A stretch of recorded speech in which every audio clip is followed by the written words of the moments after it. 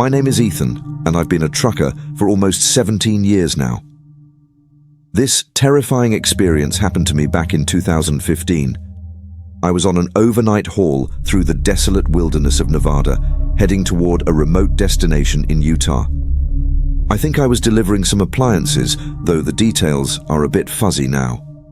What I do remember is the pitch-black darkness that engulfed everything around me. It was the kind of darkness that seemed to swallow even the faintest glimmers of light. My Semi's headlights were dim, and I had been putting off getting them fixed for way too long.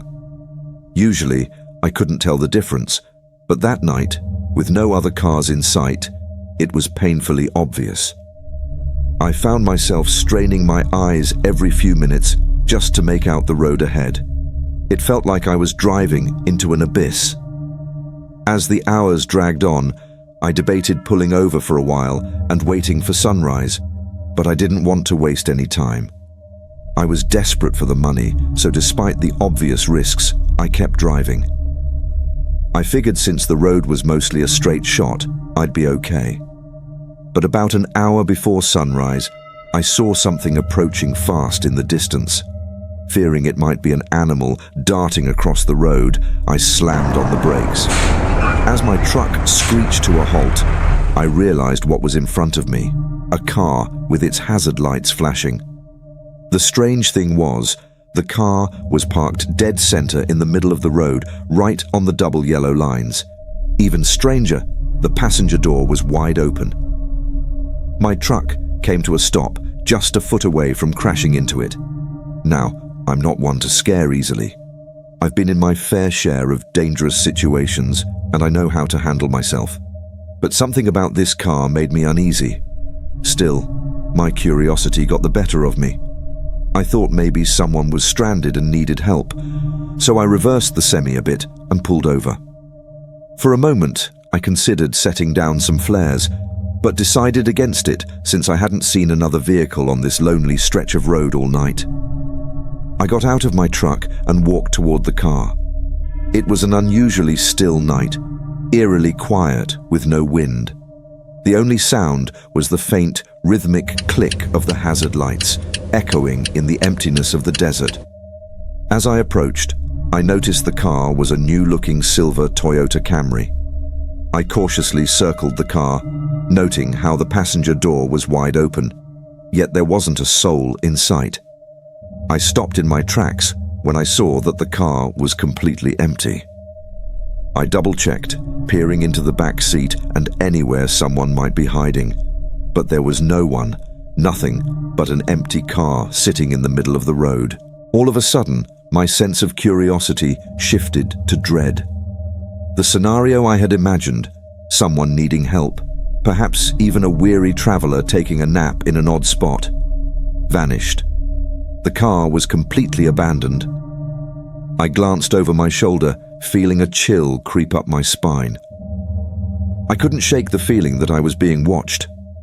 I kept whipping my head around, scanning the darkness for any signs of movement, but it was so dark that I couldn't see anything beyond the narrow beam of my truck's headlights.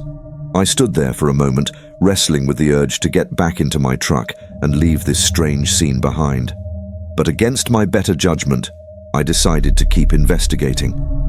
I leaned into the car, noting that everything seemed perfectly normal. The key was even in the ignition, although the engine was off. I stepped back out and made my way to the trunk, thinking I might as well check it out. I tried to open it, but it was locked tight. I retrieved the key from the ignition and unlocked the trunk, but even then, it wouldn't budge. Somehow, it was jammed from the inside. Determined to see what was inside, I opened the back door and accessed the trunk from the back seat. To my surprise, the trunk finally gave way. Inside, I found 3 squashed garbage bags and a length of rope that had been used to tie the trunk shut.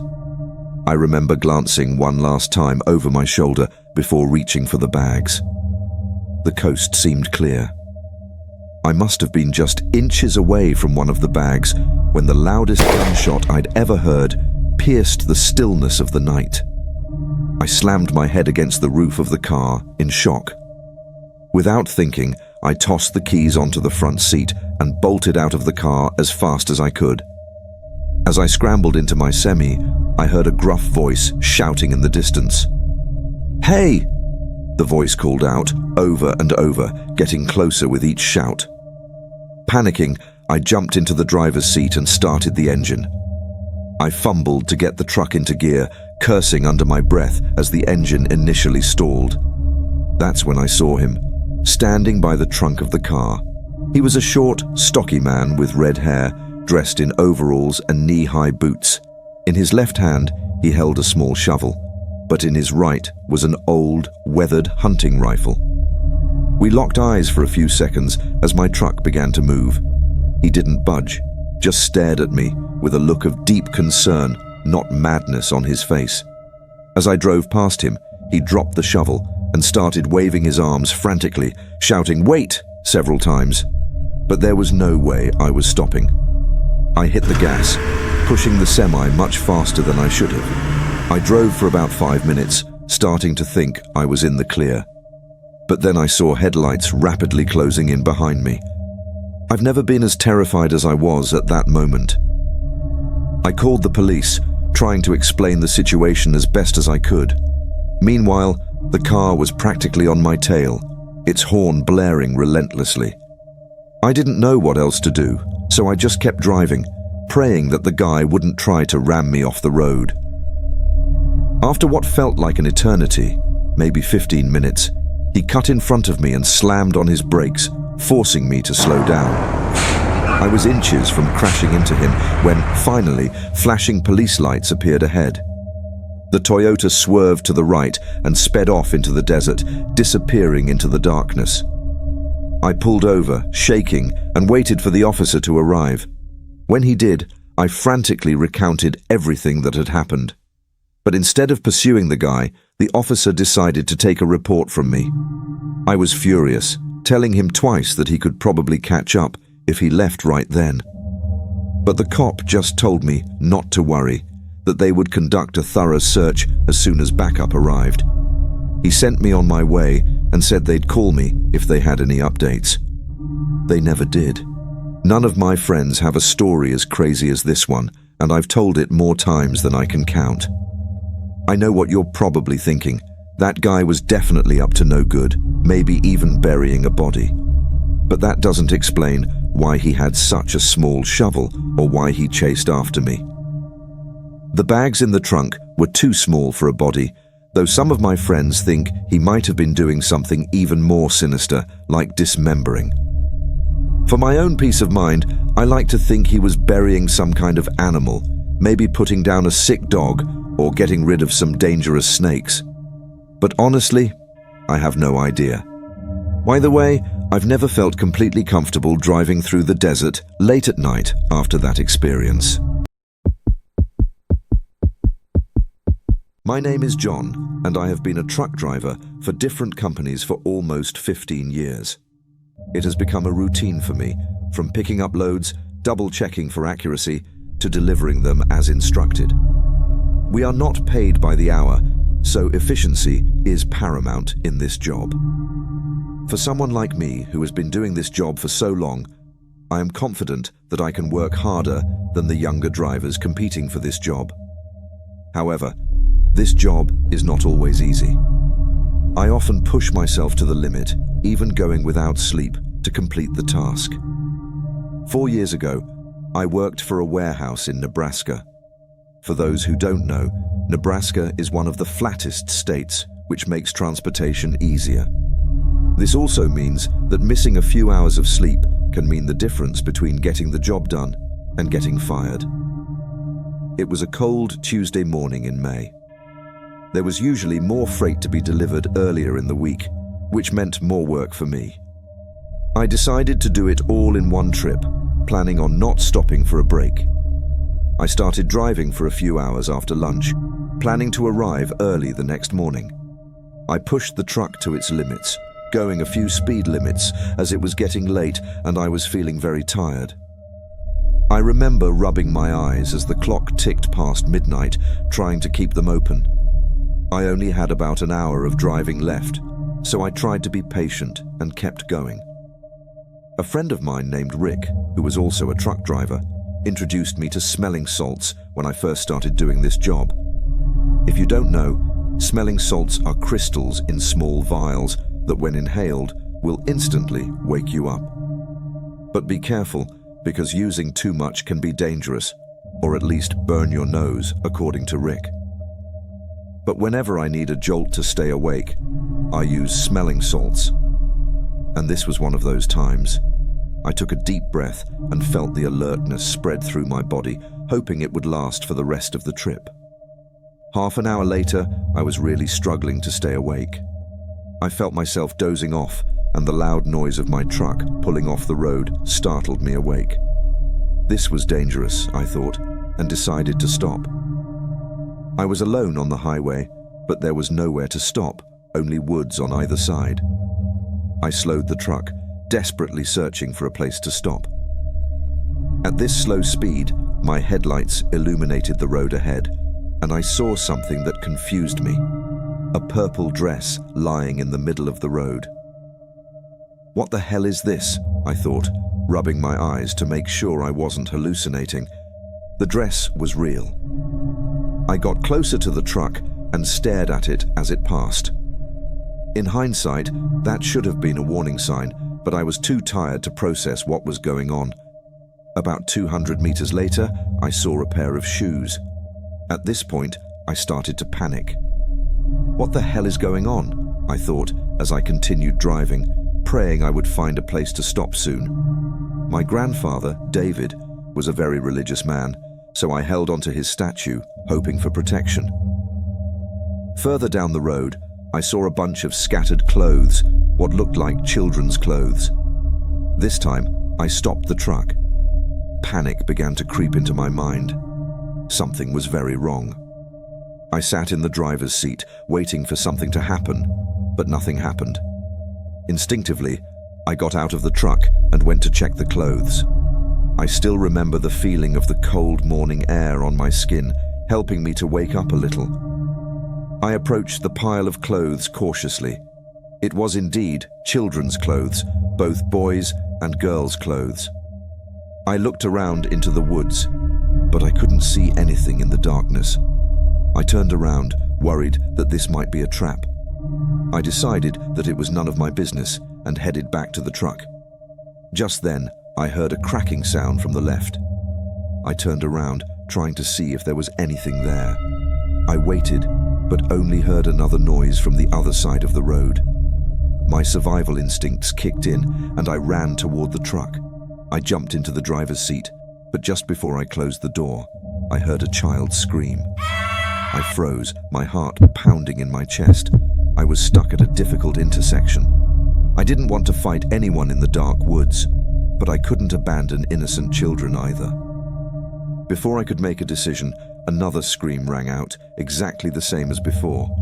I turned the truck around, aiming my headlights at the spot in the woods where I had heard the noise.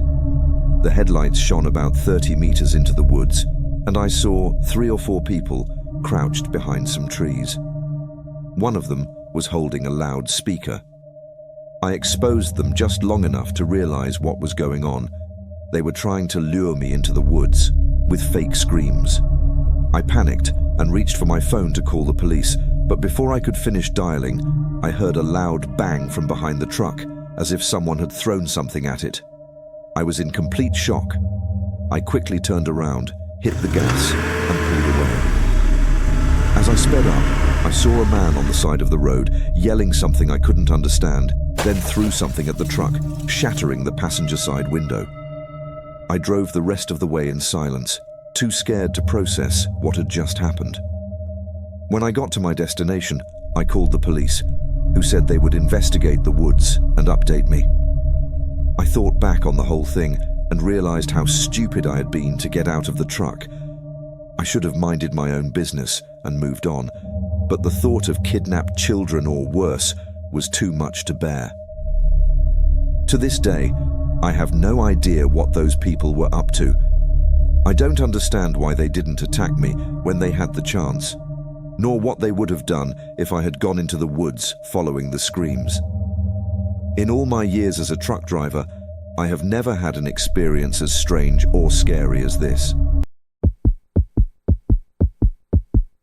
I'm sure you've seen some of the modern videos online where truck drivers share their daily routines and give each other advice. But if not, let me tell you, I'm part of the younger generation in this industry, and every time I open my social media, those videos pop up. But without going into too much detail, I'll tell you my story. I had to drop out of a pretty prestigious university for personal reasons. People always told me I could be more than a truck driver. Honestly, this job isn't as bad as people make it out to be. I've been doing this for 2 years, and the hardest part of the job is the long hours. You can't really understand how isolating this job is until you experience it. My only advice is to face the demons that may be lurking in your subconscious, because they will invade your mind during those lonely hours. That's exactly what happened to me. It happened about 3 months ago, after I got hired by my first trucking company. I was brand new to the industry. I was driving from Southern California to Boulder, Colorado. It was a 12-hour drive. 12 hours doesn't sound too bad, but when you add in the fact that I had just completed an 8-hour trip, it becomes pretty brutal. I wanted to get my deliveries done as quickly as possible, so I decided to drive through the night, aiming to get to Boulder by 3 a.m. Everything seemed to be going smoothly. There was barely any traffic on the highway, so I was able to go a little faster than usual. About halfway through the trip, I reached down to the center console for a can of Red Bull, but there wasn't one. I'd forgotten to get one after finishing my previous delivery. I tapped the dashboard a few times in frustration, knowing I was going to have to stop somewhere. I hate stopping while driving because I feel like I lose more energy after stopping. After looking at the navigation system, I had no choice but to stop and buy an energy drink. Reluctantly, I pulled into the first service stop I saw. I had no clue where I was, probably in northern Arizona. By this time, it was too late, and I realized it wasn't really a service stop, but rather a mix of an abandoned gas station and an old convenience store. I'm not sure how to describe it better, but there seemed to be another quick stop not far down the road, so I decided to head there. I parked and went into the first store. Honestly, I expected one of two things. Either the place would be open, or it would be locked. You can imagine my surprise when the door opened, but it was pitch black inside.